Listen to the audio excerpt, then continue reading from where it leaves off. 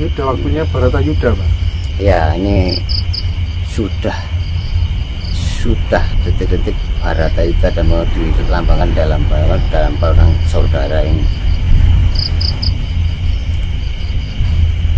Tapi perangnya perang zaman sekarang mungkin ya inilah perang kakek musuh.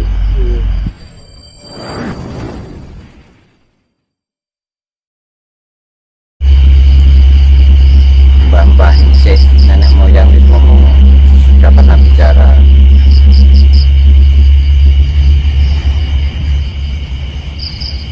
Cino londo dari sak judu wong Jawa dari separuh. Iku wis dilakoni kabeh. Yang dimaksud mungkin orang Cina sama londo jadi sak judu di Jawa, bersama-sama di Jawa, dan Jawa jadi separuh, bahkan sekarang nggak ada separuh. Dan nantinya ada mayat-mayat tergeletak di mana-mana. Itulah ibarat Jawa itu tergeletak di mana-mana. Padahal Jawa itu kan luas sekali. Kadang orang Jawa yang punya hak Jawa pun nggak sampai kita mendapatkan untuk berteduh atau tinggal. Kadang banyak yang di pinggir kali, di pinggir di mana-mana. Ini kan karena itu tadi. Jadi ramalan-ramalan pujangga-pujangga sudah kita lewati semua. Jadi kita harus waspada, hati-hatilah.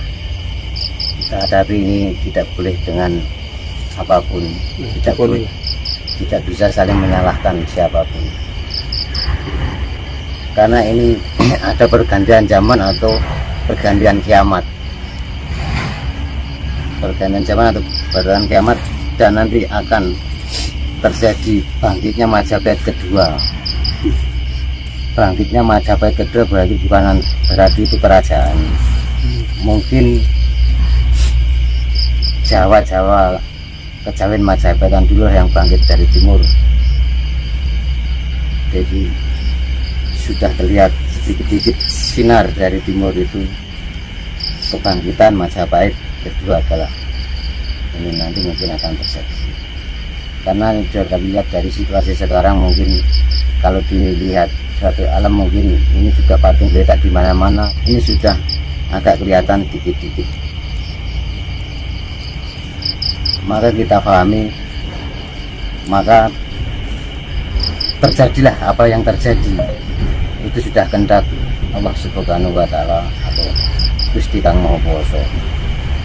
Kita harus bisa ikhlas segalanya. Makanya kita harus mencari anak-anak muda itu, anak-anak generasi itulah penerus. Jadi jangan kiranya itu langsung diajari dulu, dituntun dulu dalam budi luhur, langsung keutamaan kebaikan, langsung nanti diisi dengan ritual keprihatinan, baru nanti diisi dengan kanuragan, jadi nanti jadi satria yang pemberani dan jujur. Ada pemimpin yang sejati. Kita harus membentuk seperti itu ajaran Jawa sejati. Jadi tidak hanya dari, kalaupun sejarah, kalau tentang perbal mungkin di sana sini sudah ada, di buku di mana-mana sudah tahu, tapi ajaran budi luhur harus kita tanamkan di generasi kita. Budi luhur langsung diisi dengan keteman kebaikan, lagi dengan ritual keprihatinan, langsung kanuragan menjadi satria, dan nanti akan menjadi satria yang dinamakan akhirnya tasawuf Jawa. Tasawuf Jawa. Nanti kalau langsung nanti anak-anak muda nanti datang langsung nanti keilmuan mungkin goncang jiwanya, enggak seperti itu. Ini tanda-tanda kebangkitan Majapahit kedua. Bukan berarti kerajaan, berarti Jawa akan bangkit dari arah timur. Majapahitan. Ajarannya ya, Mbak? Ajarannya.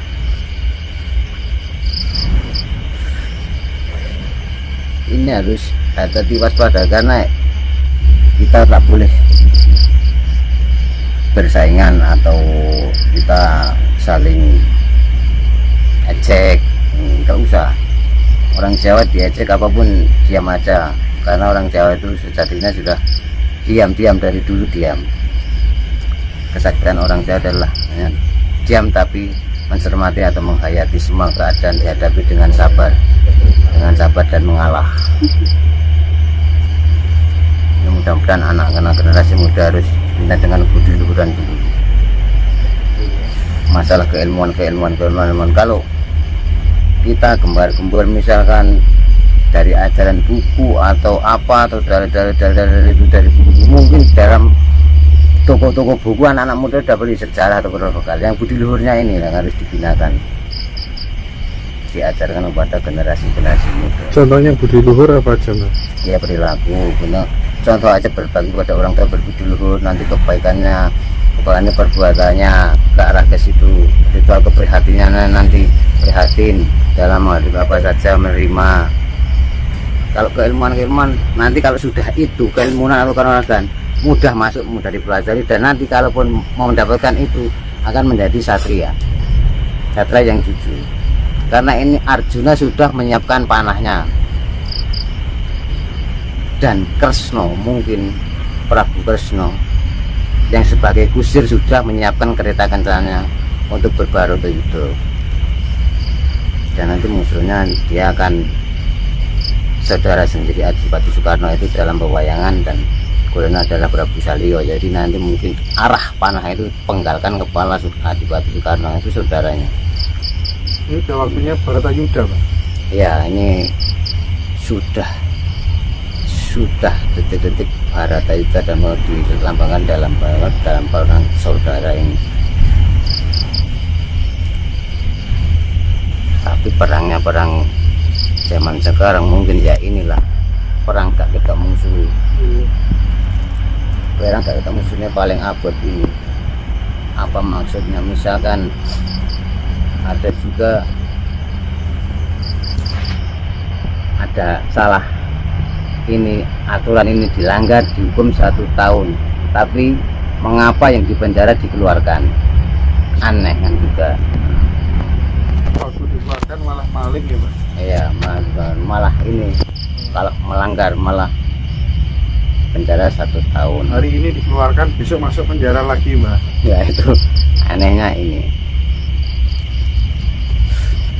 Makanya sekarang itu aneh.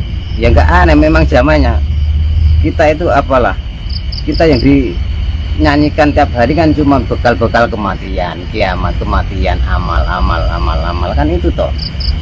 Padahal bekal kematian apa kan nggak mengerti. Carilah ke bekal untuk mati. Cobalah cari bekal itu apa, nggak mengerti kan. Bekal itu ikhlas, carilah ikhlas. Kalau sudah ketemu bagus. Mencari ikhlas toh, itu aja bekal itu. Bekal mati, Pak. Ikhlas toh, bekal mati. Yang kita bawa akan kita tinggal, yang ditinggal akan kita bawa. Contoh aja lah, Pak Karno itu yang dibawa, yang ditinggal. Yang dibawa, yang ditinggal, yang dibawa sebenarnya kan jasad warga dan namanya sudah mati, tapi namanya sudah ditinggal. Yang dibawa malah ditinggal, sampai hingga seperti hidup itu. Ya kalau dibilang bisa nabi, Pak Karno itu. Iya. Kalau nabi Islam kan Nabi Muhammad terbatas 25 itu terakhir. Ya. Ada 124.000 nabi. Nah itu nabi Islam, itu Nabi Muhammad. Kalau kita nabinya ya keyakinan sendiri, nabi itu teladan panutan. Makanya kalau ada orang beragama misalkan mengkafirkan beragama, itu justru yang kafir itu. Kembali ke dirinya sendiri. Iya, apalagi orang memusyrikan adat istiadat Jawa. Adat Jawa, istiadat Jawa, musyrik itu musyrik. Wah, itu sudah kelihatannya manusia mungkin bukan manusia itu.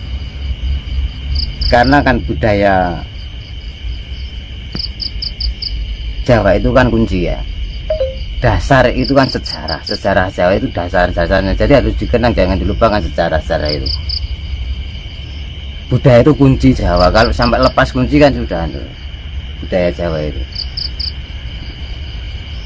Makanya sekarang itu sudah canggih berdalil dari ini karena PAW berbicara dari ini di kecerdasan otaknya kebanyakan orang gitu-gitu.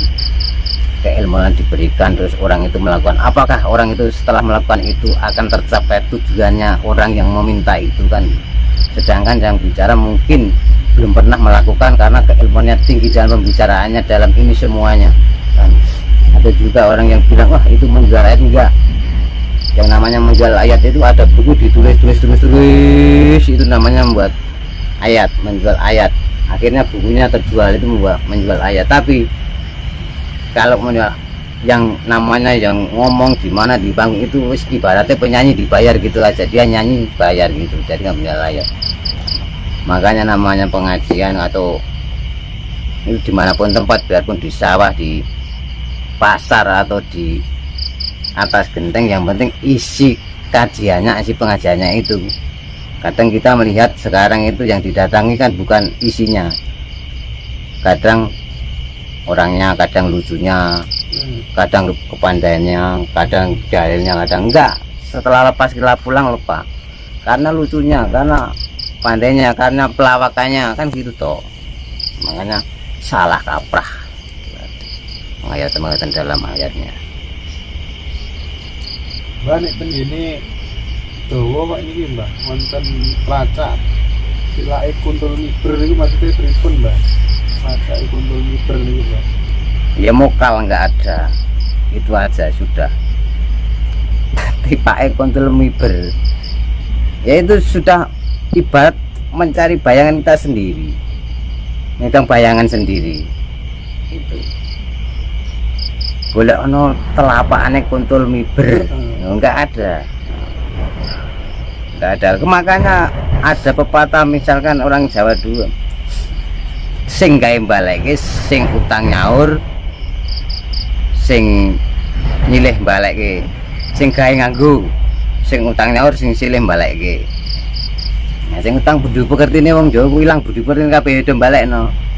Sing nyilih ya balekno, sing nyilih kopiah-kopiah gede dibalekno kuwi lak silian iki kopiah iku. Pakaiane wong ndi kuwi pinjaman itu. Pinjaman bukan pakaian Jawa itu, Pak, kembalikan lah gitu. Sing gawe nganggo, sing gawe Jawa ya nganggo Jawa.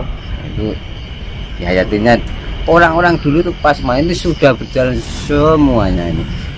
Ramalan Jawa ini nantinya dari saya mungkin kinempet Paris sinambung bumbung ini dari saya. Apa itu Mbah artinya Mbah? Dan nanti kapan mau mungkin ada nama Mbah kinempet pari sinambung bumbung. Sinambung bumbung. Itulah ini tuh ada sesuatu nanti akan terjadi. Itu ketentraman tanah Jawa akan seperti itu, pulih jati uning Jawa sejati yang akhirnya tentram ayam wasinawi kata Raharjo Jawa itu kayak inilah ada kebangkitan Majapahit kedua. Tapi bukan berarti itu kerajaan, tapi nilai-nilai kepanjaian itu ke Majapahitannya, Jawa ke Majapahitan dari timur itu sudah titik-titik terang. Ada wayang surum-surum sorotetan Padang dari Kijai Ngalis itu sudah dari timur, jadi matahari sudah sedikit-sedikit mau terbit.